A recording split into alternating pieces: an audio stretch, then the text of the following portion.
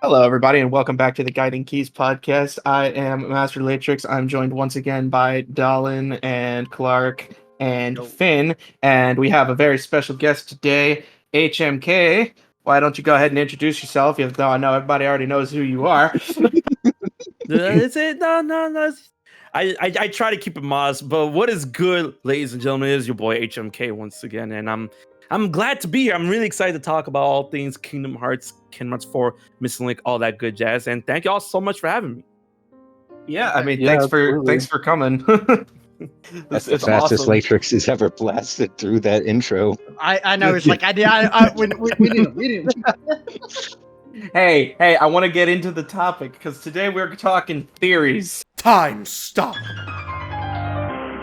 I regret to inform you that the information in this episode is out of date. The fools making this podcast failed to understand that new information might be released between recording and releasing this episode, leaving it to rot in the past.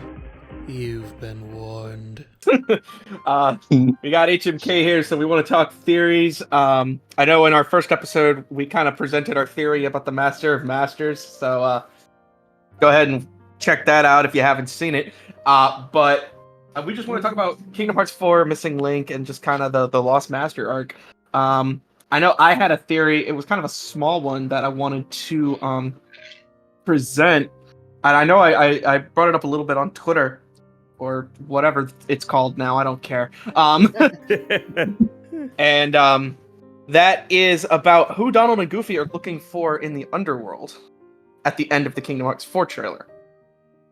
Because we know that it seems like they're in the underworld, and it seems like they're being chased by Hades. But nobody really knows who they're looking for, and a lot of people assume they're looking for Hades. But I actually think their reaction to being confronted by Hades kind of confirms that that's not who they're looking for. They're probably trying to avoid getting caught by Hades. Yeah, I always thought they were looking for Sora. Like, okay, our guy disappeared. Let's go to the closest place to death we know, Hades, because they don't know about the final world. I wouldn't imagine. I don't think that. I don't think Sora didn't really have a Riku. chance about that. I don't think so. I don't Well, think here's the- that's. Because if you look back at what they said in the trailer, they said, I sure hope he can help. And I don't think they'd be, I sure hope Sora can help us. Oh, So I actually have a theory that they're looking for somebody who we know the last time we saw them was in the underworld. That they've helped before, and maybe they're hoping we'll return the favor and help them now. Oh, I know. I can sense what you're putting down. And if I may be so bold, I'm pretty sure you might be talking about Auron. Yes, Auron. Yeah. So I've actually played around and I've heard this whispered around multiple times, because a lot of people would think, oh, why would Hades help Donald and Goofy? And then, of course, the last time we were in the underworld, everybody saw Donald and Goofy. Auron was there. And then Auron does have a very close association with the concept of death, especially if you played Final Fantasy X, and especially if you saw what happened to him at the end of Kingdom Hearts 2 during the credit scene where he became Fireflies and whatnot. So he has that close association with death. He's been in and out of it. He got revived by Hades in the continuity of Kingdom Hearts. And it's funny because out of every Final Fantasy character, and I've talked about this so many times, I'm like, out of every Final Fantasy character that's in Kingdom Hearts, Auron, for some weird reason, has the closest association with his Final Fantasy inspiration / counterpart than anyone else, like Zack, Cloud, Sid. Also, it's like Auron is almost 1-to-1, right? And I guess that association could go a long way when it comes to applying how he could possibly help Donald and Goofy with tracking down Sora in Kingdom Hearts 4. And I definitely believe that they're looking for someone that isn't Hades, because at the same time, I'm sorry, I'm going off I'm taking up a lot of time. I'm gonna wrap this up, but I think No, go ahead. Yeah.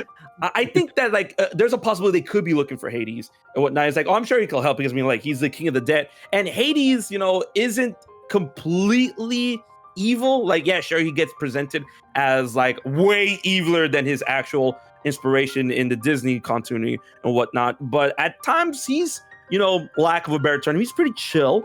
He allowed Donald and Goofy to take place, Donald and Goofy to take place in the Paradox Cup and whatnot. So I mean, he's chill to a fault.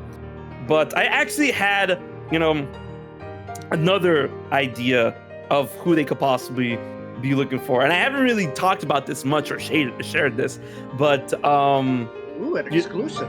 Yeah, it's a semi-exclusive, right? And honestly, I'm just going off the energy that I feel like the more it might be pulling down, and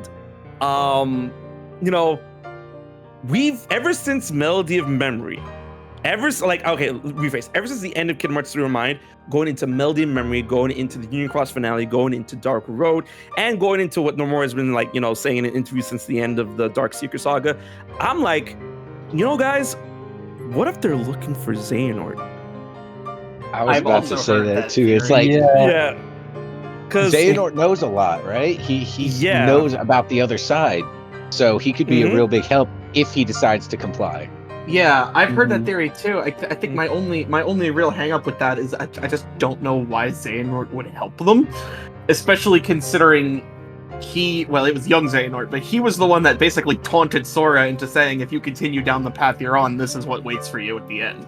Right. Well, in fairness, to continue off of that, Xehanort, like at the end of KH3, he like acknowledges defeat, the whole exactly very well thing. Yeah. I feel like he'd be like, I'll help you. Sora's a cool guy. So he wouldn't be doing it to help them. I don't know. He'd I be just doing think it it would to be help kind of funny. Sora. But when it comes to that line of thinking, I don't think they'll encounter Xehanort in the underworld, because there's a lot of crumbs been dropped around where Mickey and Yensa was all like, oh, the only person that knows about the underworld is Xehanort, and he's gone and whatnot. And Donald and Goofy were there. It's like, but wait a minute, if we can still ask him about it, I'm pretty sure we can find him, since he's dead, in the underworld. And they kind of played around with that already in Dark Road, where Xehanort and Ericus had the conversation with the upperclassmen who, died. And then Hades like, okay, sure, you can go talk to them for a price. And I feel that the reason why they could be in the underworld is that they're looking for Xehanort, but they don't find him, run to Hades, and then they're probably going to explain to Hades what happened. And Hades are like, oh, I can help you out for a price, And I feel that's like going to be how that gets started in Donald and Goofy's own storyline, because I am still holding out. I am still holding out on the idea that Xehanort is going to show up in Quadranum. And I feel like he's going to be an ally, and I will until proven otherwise, I'm going to hold that to my chest hard. Now, So we Fair hear enough. young Xehanort's voice. I think it's young Xehanort's voice in the KH4 trailer, right? Is he the one saying, like, if you do... No. So so that was confirmed to be what's his name? Sigurd. Sigurd. Yeah, Yeah. Sigurd. Oh, he's Yeah, gonna be important. I thought there were Yeah. two voices, because I thought the one at the beginning who was talking about, like, if you don't like the ending of your story, you can just don't expect to return to the world. It was a segmented statement. It was like it was the same person saying that, but there was like the beginning of a statement, the beginning of the trailer, end of the statement, end of the trailer. Okay. It's the same person. It sounded like a different voice Now, to me, but I guess I'm just wrong. I do want to bring up a counter theory I've just thought of off the cuff here. What about Odin? What if they're looking Master for Odin? A master who is, lived his life, who arguably should know more than our only current masters, who should know more about the history. What if they're going to look for Odin to get more? I guess the only thing is, like, didn't he, for lack of a better term, kind of just fuck off at the end of Dark Road? Didn't he just He retired. True. Yeah, But I mean, like, Buddy was that's- pretty old. I'm pretty sure he probably passed by the time we get to Sora and the rest of them. Yeah. Yeah. he hands down the Keyblades and he's just like, I'm done. Yeah. And if I'm about to head out. yeah, but also if if Nomura wants to expand upon Odin, because Odin really was a non-factor in Dark Road. I mean, he was there maybe 3 cutscenes, but it's still, he was the one who taught Xehanort and Ericus. And as far as we know, it seems like Ericus and Xehanort have passed on, and I do think that Xehanort will probably show up as his quote-unquote 14th life in Quadratum because of the Dark Road art that Nomura did, that people immediately found out exactly where in Japan that artwork was referencing. So I do think he'll show up there. But, if Nomura wants to use those characters from Dark Road a little bit more, I do think them looking for an older master who may know more about the abuse of the power of awakening, right?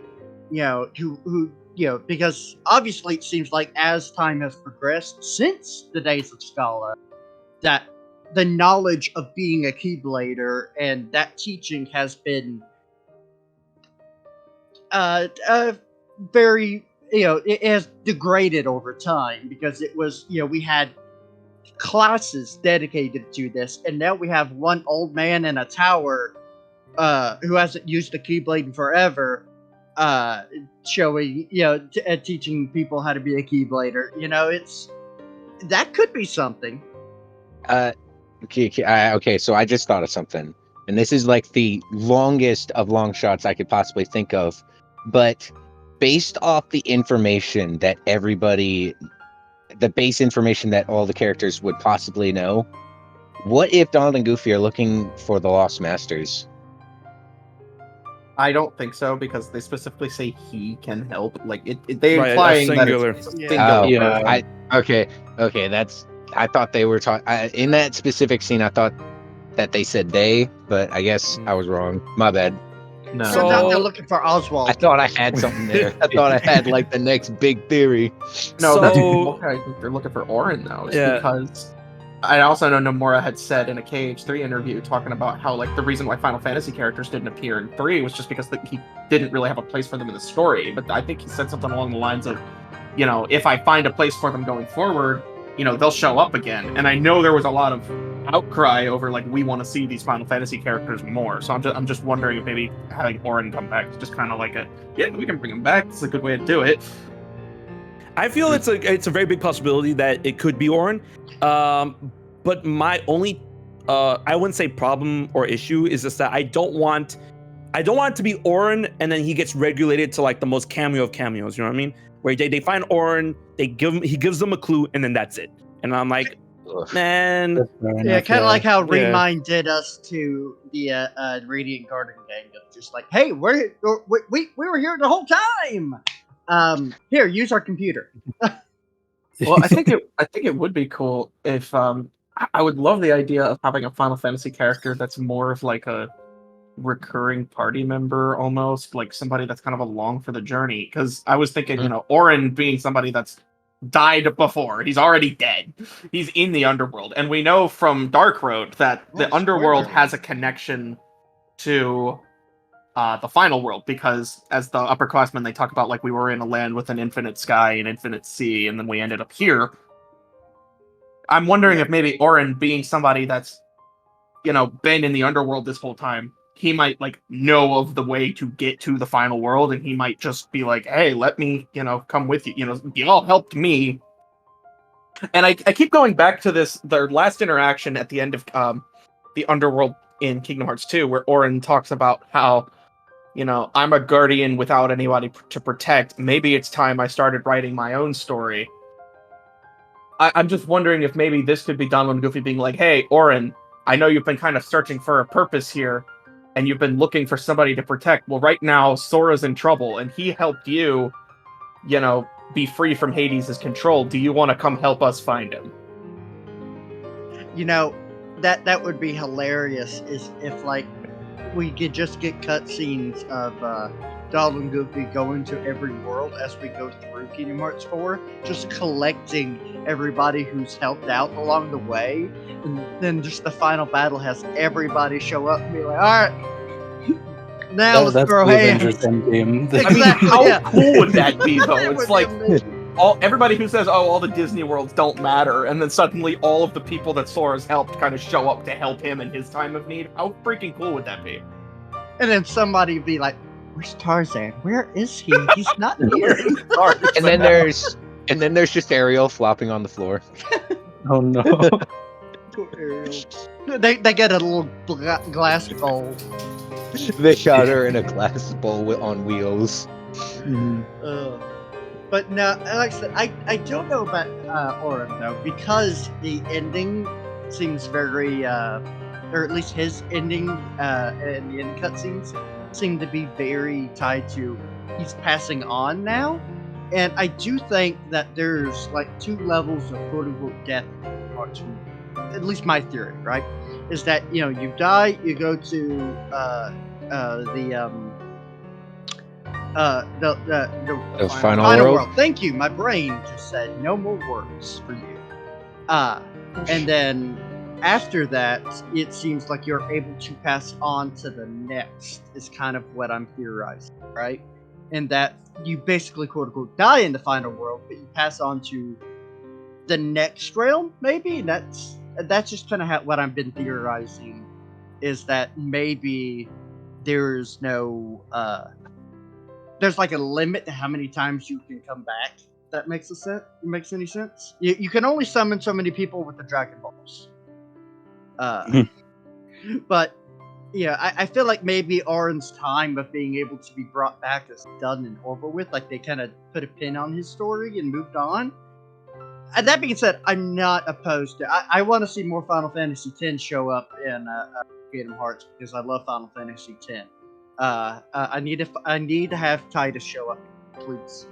But Have him like be all grown up. yeah, He's just had his whole own story going on in the background. which would be fantastic. Yeah, but I mean, at the same time, though, I do feel like there are so many characters who have, either grown so old and died, or just are just possibilities from dying that they could show up. Like Brain could even be someone that we could be looking for. In all honesty, it just there's so many possibilities. It's hard to put your finger down to it.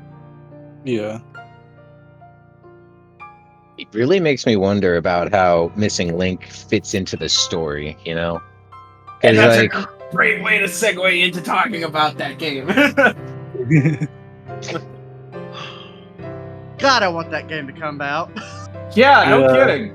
I honestly thought that game was gonna be out by the time I was gonna be in Japan, but no. I thought they were gonna do like the main beta during the summer, and I was so excited for that to potentially happen, and then it didn't. Nope. I'm like starting to get a little worried. Like, is it still happening? Like, Yeah, like I almost wonder, did this Kingdom Hearts team come together and be like, look, this was a big project, and we just could not meet to expectations.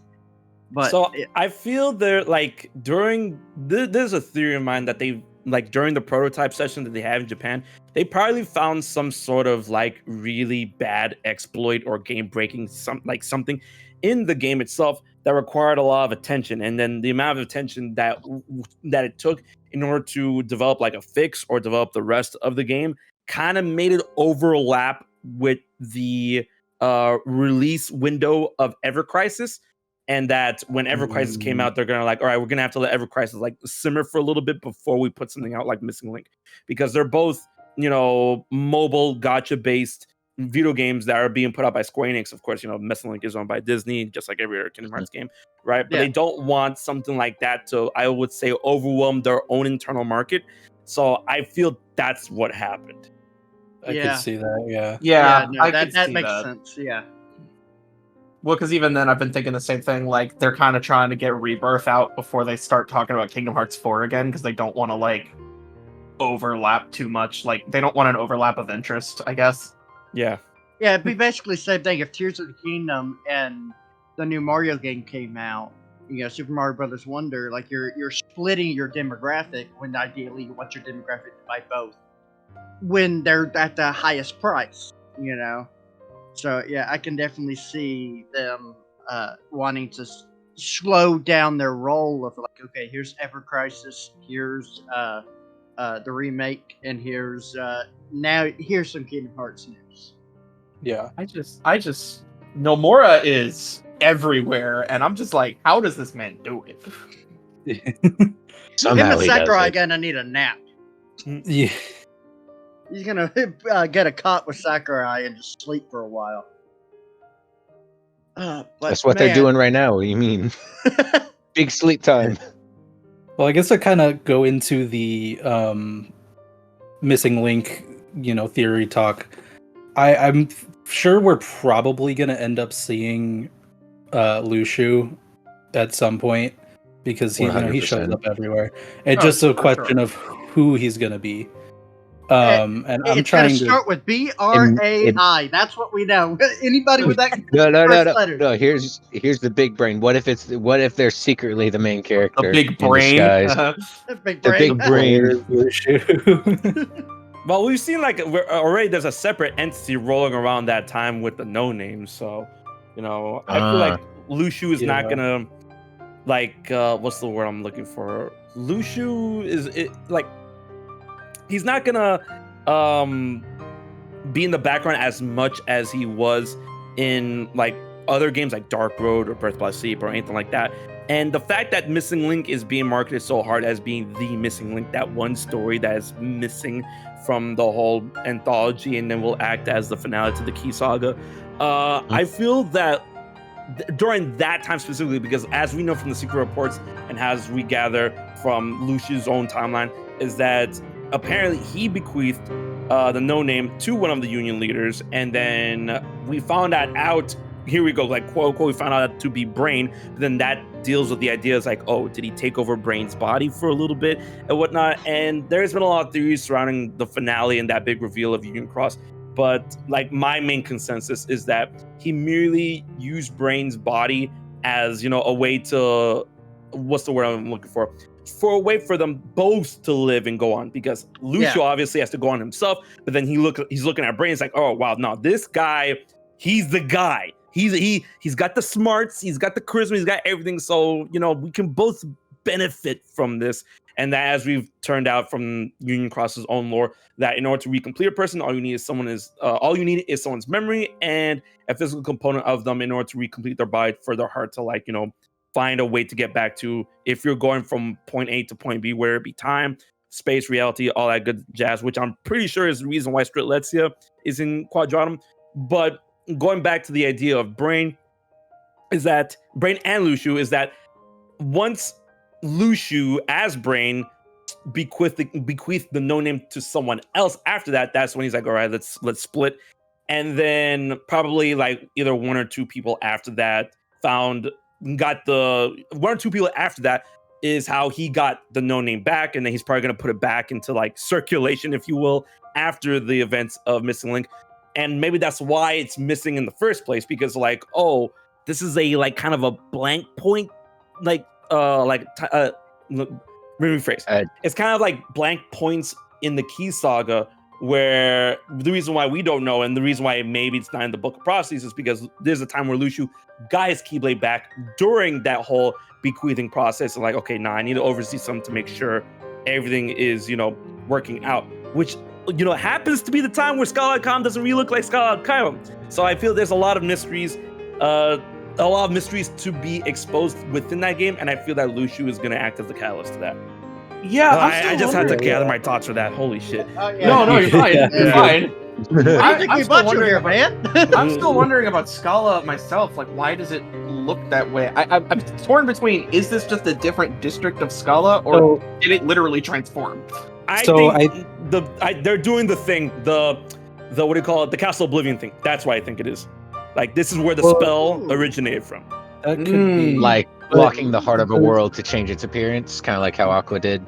Yes. You think they did it twice then? Because we know it was Daybreak Town before that, before Ephemer turned it. Well, Scala. no, Daybreak Town, Yeah. like no, it was just ruins built on top of it. It was just like, Yeah. okay, Yeah. you know, Well, we're rebuilding so I remember it. from the prototype earlier this year, I remember some of the players saying that they could see like cranes in the distance in the map or whatever. So like my thought process, at least up until this point, was, oh, they're, maybe this is just a new district under construction, and that's what eventually becomes the Scala that we know from KH3. And this is like the older version, like the earlier days of Scala, and it just evolves and got bigger or whatever. Yeah, I'm also kind of wondering too, because we see Missing Link, they have like modern technology almost. They've got like little like Bluetooth headsets that they're talking on. They've got cranes Nah, that man, are that's magic, bro. It's all magic. I'm like, did Keyblade wielders have like advanced technology that was then like lost when the whole It's- Keyblade Oh, I order believe fell it. apart? I believe it's it. Keyblade 100%. Bluetooth, dude. It's like how they have Keyblade armors, but it's just a Bluetooth headset. You have to imagine they probably had like all this advanced technology, and then when the whole Keyblade order, fell apart, and everything, became the way it is now, all that technology must have just been lost. Yeah. It's just Or it's weird. locked. That's true. Yeah. And to go back on Luciu saving Brain, I've always wondered what actually happens to the bodies that Luciu body hops, because we know When he's that done with them. yeah. When he's like, man, I need to change. This one's gonna get kind of grimy. You think they now- just poof? Well, from what we've seen, whenever anybody loses their body, take Terra for example, his body and heart, all that came back as normal when he got his body back. Same thing with the organization members. When their Heartless and their Nobody were defeated, they returned back to their original world of for the When they apprentices. split. Yeah, when they split. So I almost wonder if that is also part of it. What if Luciu could have been on a whole different world and split with the brain body? And does that mean that by default he wakes up in Scala, which was Daybreak Town when he got split, in theory, and he reforms back there? Like, is that the case as well? Because we don't know what we don't know what happens. One, if he even body jumped through Brain, we don't know what'll happen if he body jumps out of Zigball. We don't know what happened to Bragi's original. Yeah. We don't know. The only thing we've seen of body jumping before is Xehanort taking Terra's body, and at that point, Xehanort's original body just is gone. Yes, That's actually not true. We Oh, have what's seen more? another instance. What you got? And I think I know what HMK meant when he was talking about, like, Luciu was just kind of like using Brain as a vessel to get to the future. I think I'm thinking back to sort of like what Ericus did after he was killed, and kind of just put his heart inside Terra's body almost for like He storage. snuck a ride. Yeah. But instead, instead of Ericus being in the back seat, I felt that Luciu was in the driver's seat, and Brain led him. That's what I think. Yeah. Because it was That like a makes sense. mutually Yeah. beneficial. Yeah. Mutually beneficial. Like, I need to get to the future. You know how to get to the future, so I'll let you do this if you can get me there. Because at that point, it doesn't matter if anybody remembers him at that point. He's just hitching a ride on the slipstream. Well, I Right. mean, it doesn't really matter anyway because Ephemer is. Well, no, he's dead, but he's got descendants. He's got descendants. He's got people to carry the memory. Yeah, along no, with he's the got hat. he got people to remember who Brain is. So Yeah, and then the hats as well as a focal point to send Brain there while Luciu hops the ride. Yeah, because we've only ever seen, at least up until this point, we've only ever seen one person at a time travel. not two people, one body time travel.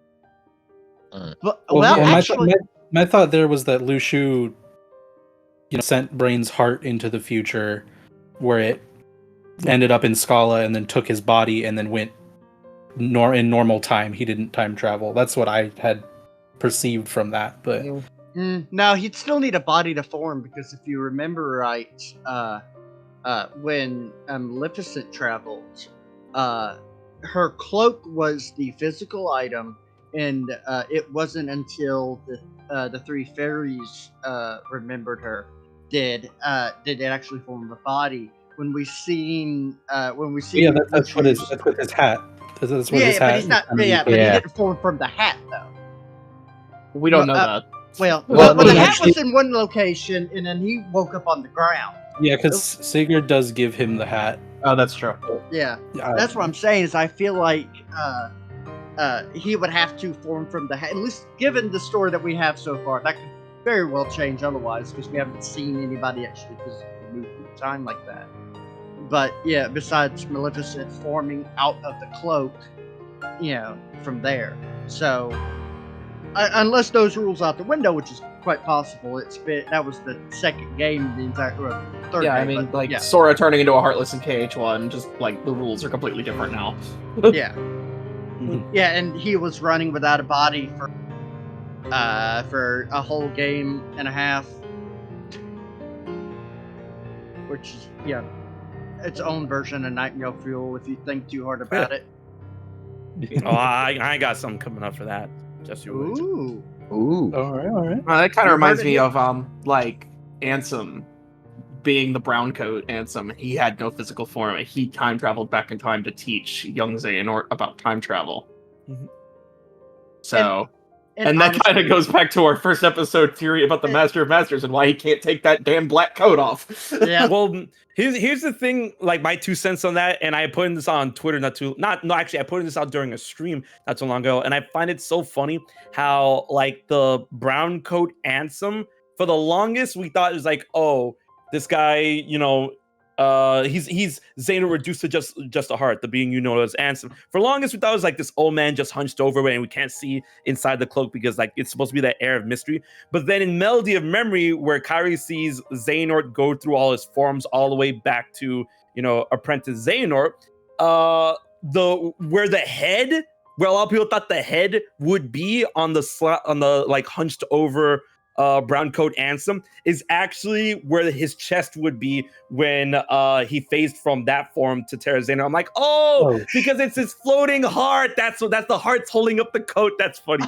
Yeah, because he's literally got no body. I mean, we even know then because Heartless Ansem, the way we know him now, he got that appearance because of being possessing Riku. Yeah. And then he didn't get a new body until he possessed one of Vexen's replicas.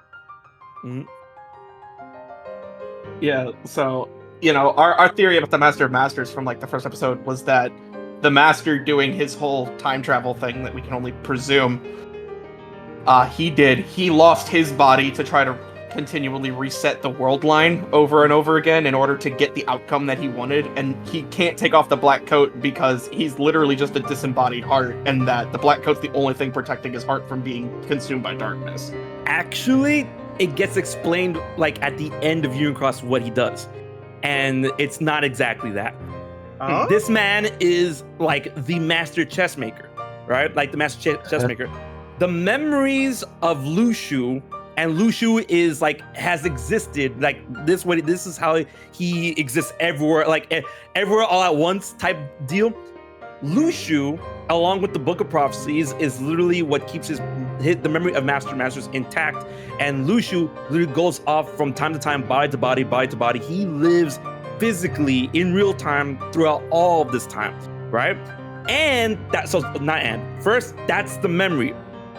And his Keyblade, he wasn't kidding when he said that is his eye.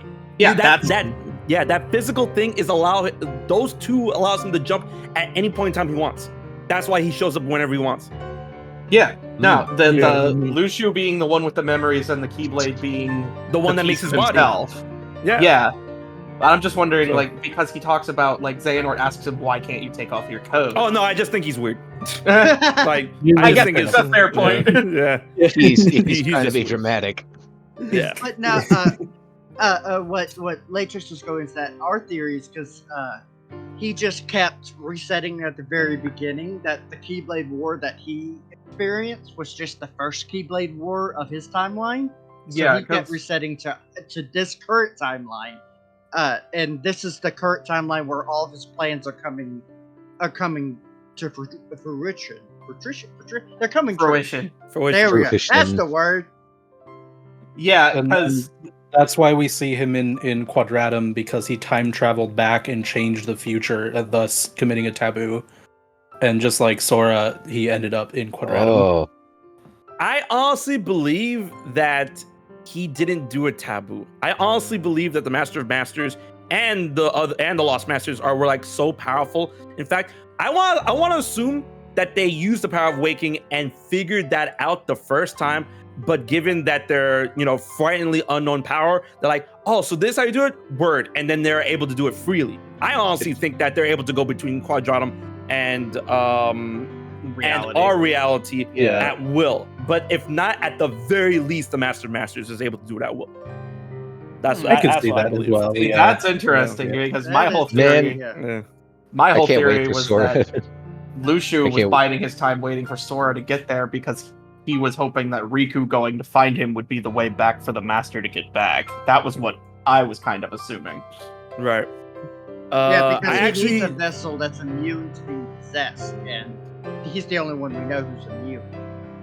So I actually have a theory written up, and I've been editing this for like weeks. So now that is another exclusive for y'all that I've been putting together when it comes to the Master Masters and his relation to like everything. And I'm like, oh, I need to put this out, but editing sucks. Like, Well, in fairness, by the time this episode is released, your thing will probably already be out. we'll see Yeah, we have a about little that. bit of a backlog. Mhm. Yeah, this is episode It's a 8. I race. think we're at episode 4 now. Yeah. So, I mean, didn't DJ say he was going to have 5 and 6 out this weekend? He's gonna have 4 and 5 out, but yeah. 4 and 5. Oh, 4 and so, 5. yeah. Got some time. Yeah. But yeah, yeah, there's just a lot not known right now. And that's why I love theorizing. Yeah, exactly. Yeah. And you know the funniest thing about theorizing is that like whenever people are like, why are you making theories, man? Why are you doing this? I'm like, yo, not only do the companies that I love to theorize about, like, and they welcome and adore this kind of stuff, but it's mutual beneficial because conversation from theories like this creates sales. And then of course everyone wants to keep theorizing, not only for fun, but like, benefit for their own specific video game series. I mean, Oh, yeah. yeah. For sure. I mean, Nomura wouldn't constantly put out these secret endings that are super cryptic and teasing us if he didn't want people to make theories about them. Yeah. Yeah. He wouldn't He's been make doing that an since day one.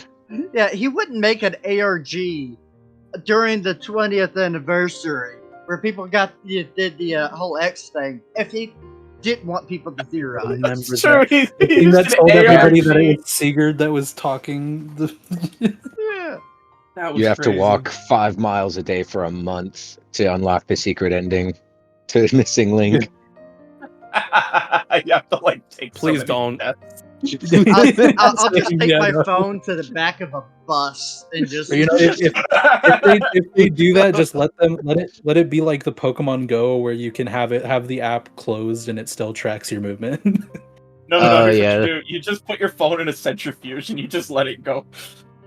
Yeah. Stick it in like the washing machine or something, and just like don't turn on any of the water or the heat. Just let it go. But I think there's probably one thing that I'm mainly excited about Missing Link, and that's the Keyblades. They look so cool. I want to see them and know their names. Oh, I know, right?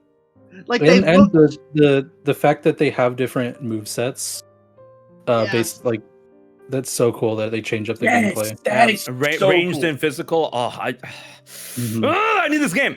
I would Yeah. love to see like Keyblades that incorporate different like fighting styles in the actual like main series games. That would be so sick. Oh yeah. Right, that Mhm. like each Keyblade have their own move. Please. Oh. Kind of reminds me of and- Recoded to Dallin's No. dismay. No. Yeah. But also to like if you think about it, so we got Starlight in 4 and 3. What if we got one of these or both of these, like the main Keyblades they have advertised, the red and green one? What if we get those in 4 and they do change up Sora's moveset? If you to fight like they would in the game. That would be really cool. Yeah. That would be Right, so awesome. It would really depend on how much it connects to 4, which I'm pretty sure it's gonna by a lot. And I was gonna say I would completely be down for that, but I wonder if these Keyblades are gonna be upgradable just like they are in Union Cross, and I'm sure they are. Oh yeah. And yeah. I do wonder though, What? given that this is like a 3D game, like if they'll still have the design change with the upgrade, because it's gonna be Well, harder. We actually have Right. seen 2 mildly different designs of the Gear Keyblade. We saw the one in the reveal trailer, and then the one in the key art is a bit different. And I don't know if that's just like kind of I evolved assume. over it could time. be just that's- like a beta. Yeah, version. I was gonna say. I Yeah. assume that's just because the one in the first trailer was just a beta design. Yo, can we talk about how dark that art looks? Like people were like, "Yo, this is Kingdom Hearts." Like, I thought this looked like Dark Souls. I'm like, Yeah, it's like Bloodborne looking art. Yeah. yeah, Oh. Soulsborne, Yeah. Bloodborne. There you go. Oh, it looks Oh. so good. I love the aesthetic. I love the the kind of noir Victorian aesthetic. Yeah. Oh, it's so sick. Oh man, yeah. It's like Looks just so good. give me the Kingdom Hearts horror game. Give it to me. Kingdom Hearts horror game. It's like If- I can Bro, only imagine it's like Alien when you- Isolation. You're just trapped in a room with like a Neo shadow or something. When you really think about it, the concept of a Heartless is really scary because yeah, it is a creature devoid of feeling, only running on instinct, and it wants you dead so it can eat your heart.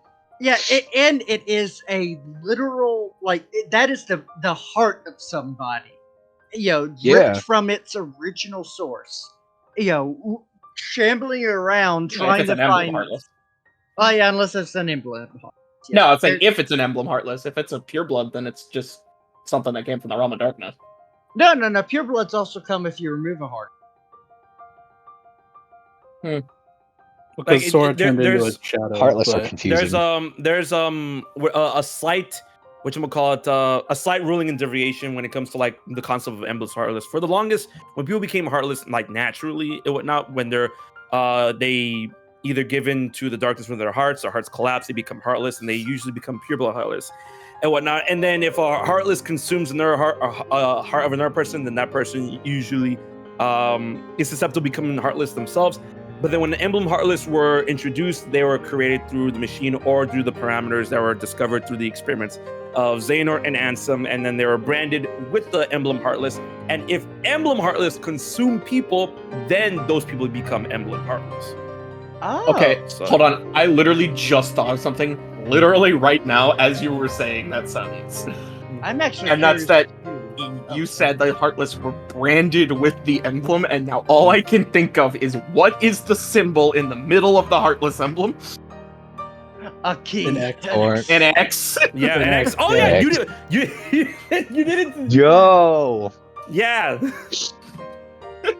Are they? All hearts are connected. No, I'm just like, are they tracking the Heartless? Like, that is that how the organization was able to like in days like be like, this is where all the Heartless are. You need Oh, to go yeah! eliminate them. Oh, 100%. Yo. Yeah. Oh yeah. Is Science. that emblem for the cool. Heartless a recusant sigil? Absolutely. And also, to go off that, skull from 3 that was formed from Hans is an emblem heartless. That's true. He is. Yes. Yeah. I yeah. just had to look it up. It's like, is he not an emblem heartless or is he? I could not remember. But yeah, he is an because he's the first one that comes to mind as one being formed from somebody, at least in most recent. So Gothel, the Gothel, yeah. Guardianess. Yep, which also Oh, has yeah. it yeah. right there specked out on the head. These are villains, so it kind of makes sense that they would give in to Oh. darkness. And not even that, but take Baldur's Heartless, Green Coin. That has an emblem. Mhm. I guess if you Interesting. start killing your friends, you also get a heartless emblem. So there you go. And you get an emblem, and you get Baldur- an emblem. Baldur was a whole Everybody different gets an kind of emblem. Heartless. Yeah. Oh, but so fun. I love Baldur. He's Baldur's so Yes, fun. I just love how dark Road got. Like, this man was counting bodies. Yeah. Baldur's Yeah. a serial killer. It's like, what? I keep Put Baldur saying- in Dead by Daylight. Oh my god. Bro. I keep saying that Baldur is such a refreshing take on a villain for Kingdom Hearts, because when it comes to original Kingdom Hearts people that are like, they have a name, they have a sense of self, they have an identity. We haven't really had villains in Kingdom Hearts that are original characters that were evil for the sake of it. Xehanort, obviously, he did very villainous things and acted as a villain, but he had a goal that would benefit everyone. But I mean, that goes to the argument of ends justify the means. Maleficent is evil, but she's a Disney character, so it's like it comes with the territory type thing. Baldur is like the first character ever that was created for Kingdom Hearts that's just straight up evil. Just like, nah, I am killing because, fuck everybody. Like, I mean, I guess Vanitas kind of is the same way. But Vanitas has a goal, and I feel like he's fighting and serving for survival. He's not really and he doesn't act autonomous either. He's like only following what Xehanort does. And he is one of the original Darks, so he does have that's his end goal on things. Even if you take like Vexen, who was just a piece of crap, he at least still like for science. For science, yeah. Like they were justifying means, where Baldur was like, let's summon Kingdom Hearts for fun. I mean, hey, Vexen, you can't give him too much crap. He became a double agent just so he could get Roxas back. So yeah. He did try to redeem himself. It's gonna take like 6 more games before I'm like, all right, they're cool now. But still, I still think the way Axel offs him in Chain of Memories is so brutal. Oh yeah. Well, like Chain of Memories had some of the most brutal deaths before Dark Road. Before Dark Road, yeah. Yeah, I was gonna say before Dark Road, before Baldur just straight up murks people. Zexion at that point in Chain of Memories is still a child, right? He gets choked out by Data or by Repliku. So you don't see him actually choking, but you see him go limp. It's like, holy crap, this just happened in a kid's game. Yeah, Zexion had to be, because it was Birth by Sleep. He was what, 4 years old? He was he was like 6, 7. He was roughly the same age as Sora and Riku. And then that's 10 years later. He's about the same age as Riku and Sora during. Yeah, he's like 16 or 17 in Chain of Memories, probably. Yeah. Well, he was 0 at the end of it. That's for sure. Okay. Just we're kind of getting a little bit close to an hour, so thank you, timekeeper. Yeah, it's 47 minutes. I guess I kind of wanted to go ask HMK, are there any particular theories you wanted to share and get our thoughts on? All right, I got. Hold on. The sky is the limit, truly, and I have a lot of things I'm cooking right now. But I don't want to reveal too much. But I mean, I do want to talk about concept. Like the thing that has me enamored the most, obviously, with Kingdom Hearts 4 and all that stuff, is the whole idea and the concept of unreality, and how does that fit into the quote unquote timeline of Kingdom Hearts, and the whole idea of it being I feel like I've cracked the idea of why it's so unfathomable, why it's so unbelievable compared to that of everything we've seen in Kingdom Hearts. And it's such a cool commentary on what is real, what isn't, and I love the idea of exploring that duality of existentialism.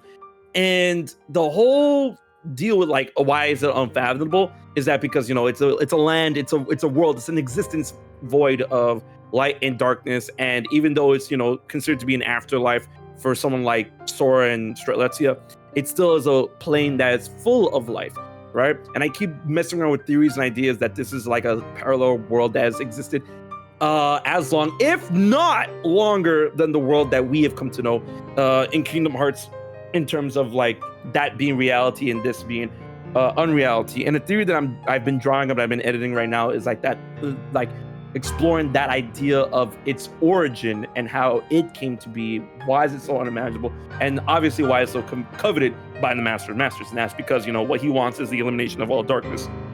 And I feel Quadrantum is a space that shows him that it's possible, right? And what is he going to do with that space? Is he going to try and conquer it? Is he going to try and put it together with the realm that we know as reality?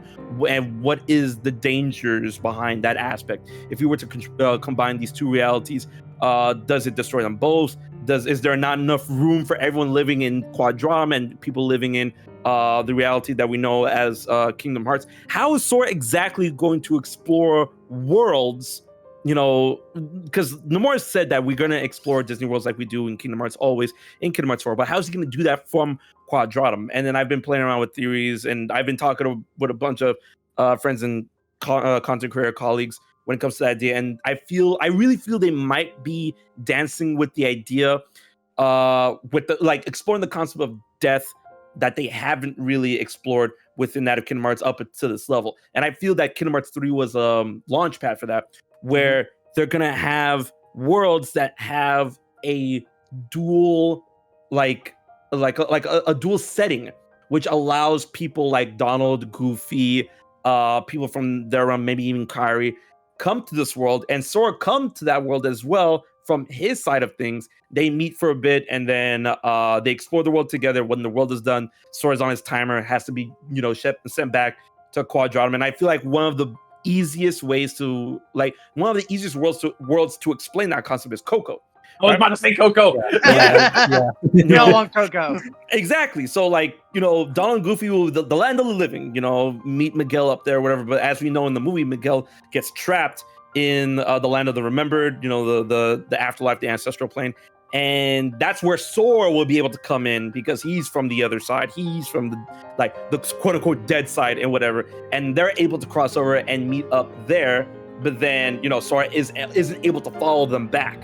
He has to go back to Quadram, and then each world is going to explore that concept of either the concept of death or the concept of, coming to terms with losing someone. And I feel they're going to select movies in that space where they will also try to figure out how to get Sora back home. And I keep saying I really feel that the end of Kingdom Hearts 4, a given is that they're not going to save him by the end of Kingdom Hearts 4. And then two, I feel that at the end, Sora is going to have a chance. There's going to be this forbidden door open, and Sora's going to have a chance to cross back over, where Donald and Goofy and maybe Kairi is come on, let's go, you can come back home.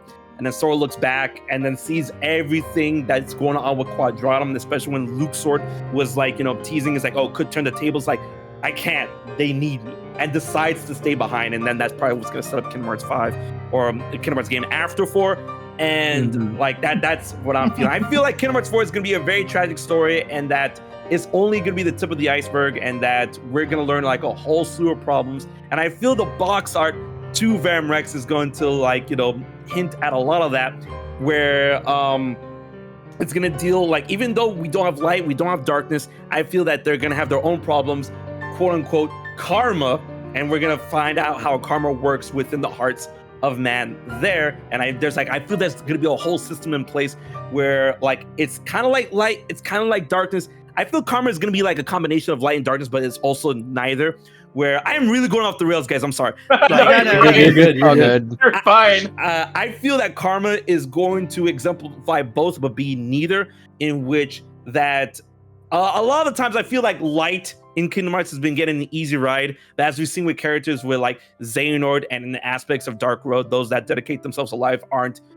dedicate themselves to light aren't exactly good, right? So I feel that karma is going to if your righteous emotions or your negative emotions reach that of a boiling point or whatever, both of those aspects, and righteousness being attributed to light, negative emotion being attributed to darkness. If either of those reach a boiling point, then that propels your karma within your own heart even higher, which could attract natural events that you would attribute to light and darkness, such as war, such as what do you call famine? Like I like horsemen of the apocalypse type stuff, Yeah, I was gonna right? say. You know, like natural occurring things. That's why I feel that is that's what karma is going to do. And I had this other thing I want to say, but I went off the rails too much, and I am forgetting it. Wait, let it come back to me. Let it cook. Let it simmer. All right, I was talking about karma. I was talking about. All right, passing the ball over to somebody. I'll get back to you. All right. I was gonna say, you're talking about different worlds. Try to remember what you were talking about before while I'm talking. But you were talking about like different worlds and meeting people in like these like kind of, I guess, liminal spaces that are like in between life and death. And the only thing I can think of is we basically only have one confirmed quote unquote world for Kingdom Hearts 4 that we saw based on a hint in the trailer, and that is Star Wars. And all I can think of is the world between worlds. Oh, Yep. yeah. Oh. So I mean, obviously, it seems like it seems like episode 6 from what we know, and that obviously World Between Worlds wasn't a thing then. But like, this is Kingdom Hearts. They could just say like, you could just have it. Force there. Ghosts Be Force something we Ghosts could- exist Force Ghosts, in the yeah. world between worlds. It's true. Mhm. And we see ghosts of Yoda and Obi-Wan and Anakin all in Return of the Jedi. So Yep. what if like that's how they like explore it? Is like we know that the world between worlds is like where these Force ghosts live. What if like that's where Sora can rendezvous with his friends there? I feel. And then no, go ahead. I'm sorry. no, and you were talking about like a door back to a forbidden door that he has to turn back. I'm thinking back literally. I don't know if you've even watched the show, but Star Wars Rebels, when Palpatine used that Lothal Jedi Temple with the world between worlds to make like a door to the past. Oh, Ezra, you can have the life you always wanted. And Ezra's like, no, I can't. My friends, everything. He has to turn back and destroy it, even though it's like the thing he always wanted right in front of him. It's like the parallels.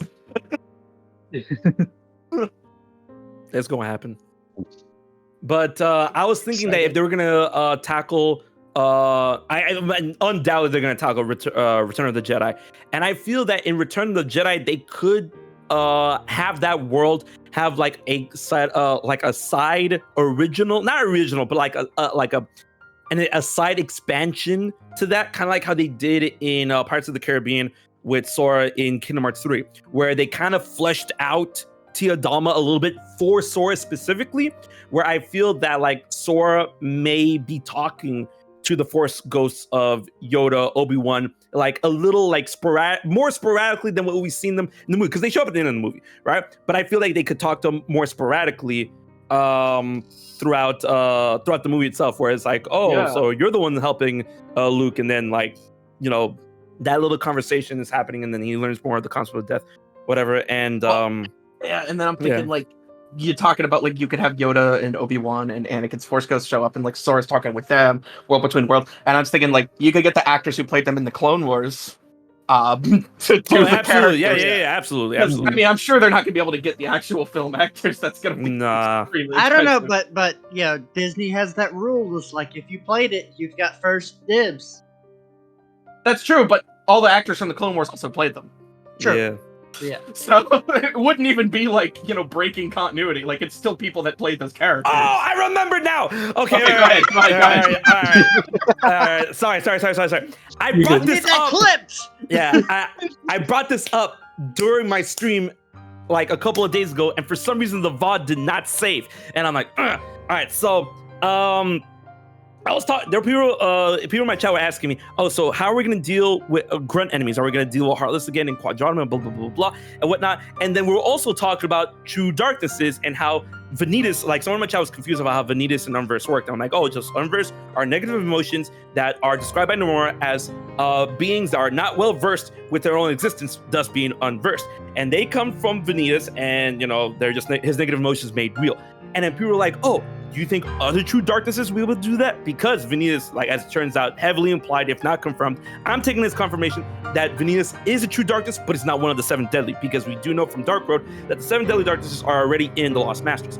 Now, I was telling people, I'm like, hey, it could be possible that these True Darknesses, they could either influence the Lost Masters a little too much, the deadly darknesses, or like seep out a little bit and influence or create more Unverse. If they're not going to go down the route of Unverse, then their darkness could probably infect people or things in Quadratum, including that of Gigasus. And if you notice, I'm like, isn't it a little weird that the faces of Gigasus in Toy Story and in the in the trailer, the Venomrex trailer, that they kind of have Unverse eyes? And I'm like, what's been happening already? Yeah. It's been happening like for so long. Yeah. Like Hold up, they've already been like infecting Gigasus at this point, and that's part of the problem that Luxor was like, oh, could turn the tables. All I'm like, thinking that's is what I now remember. you're talking about like negative vibes influencing people and other things. That sounds like noise from Twoey to me. Hey man, it is in Shibuya, right? I'm True, just saying, true. what if we're fighting noise? It's technically That possible. would be But it also so makes crazy. sense because once again the Master of Masters named the foretellers after the seven deadly sins. You know, Mhm. they're all named after that. Yeah. So that could also influence the almost like it could almost be like how the nobodies have reflections of the organization members, where you, of course, the samurai is Roxases and so on and so forth. We could have different unverse that are purely like, okay, this unverse is Specific emotions for the specific sins. Yeah. Yeah. Well, and then here was the other thing that I was thinking of, because you were talking about karma a little bit earlier, talking about how like it could be like positive or negative. And I'm just kind of thinking, like, what if unversed are like a form of karma? Like karma's a bigger thing. And what if unversed are like one manifestation of it, but like they're negative emotions? What if we see some other creature that's like positive emotions? I don't know. Oh, yeah, because there is the seven righteous virtues that Ooh, kind yeah. of balances the seven deadly sins. Yeah, you know, a lot of people say balance, but I say, oh, they attribute to. It's like, That's like true. if your righteousness goes off a little too much, then it like I feel it produces one of the sins.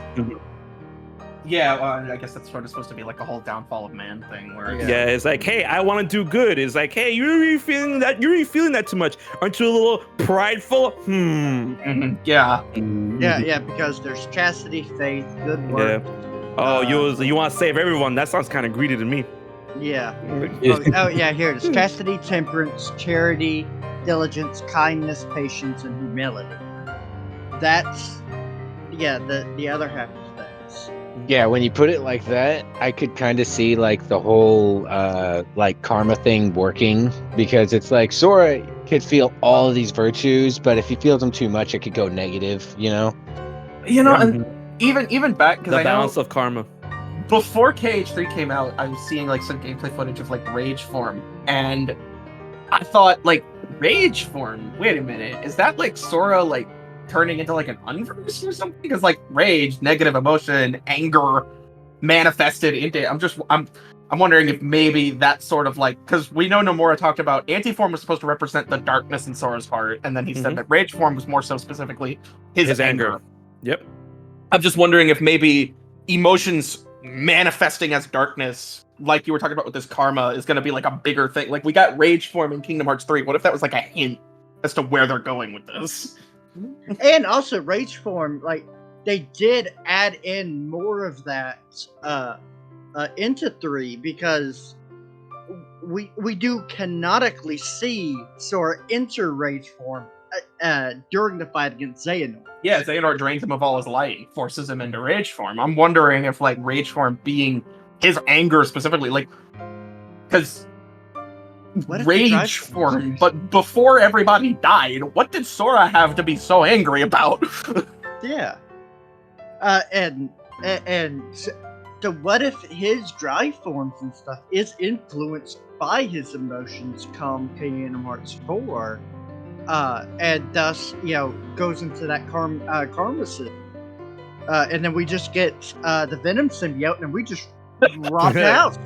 Oh man. Now, can you from this conversation, can you tell what game had recently released around the time of the Listen, I'm still playing it. I am same too. here. That Don't is so spoil good. it. So good.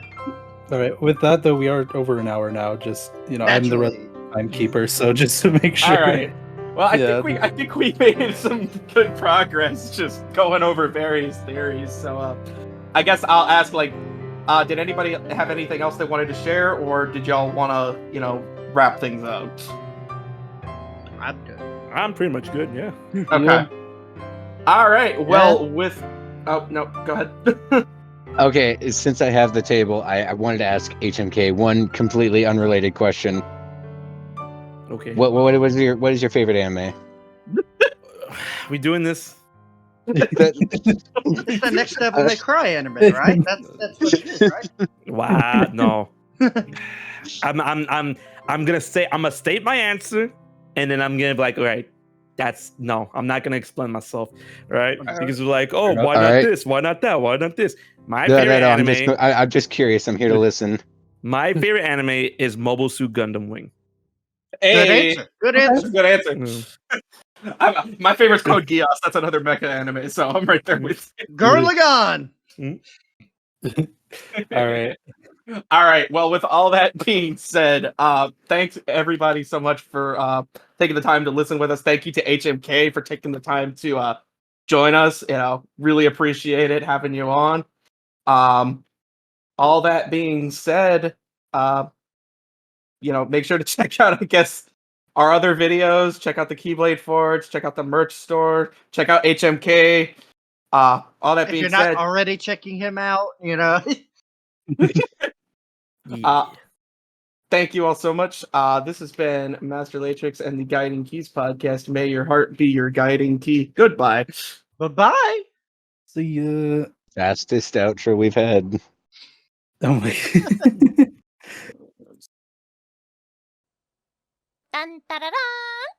Hi there!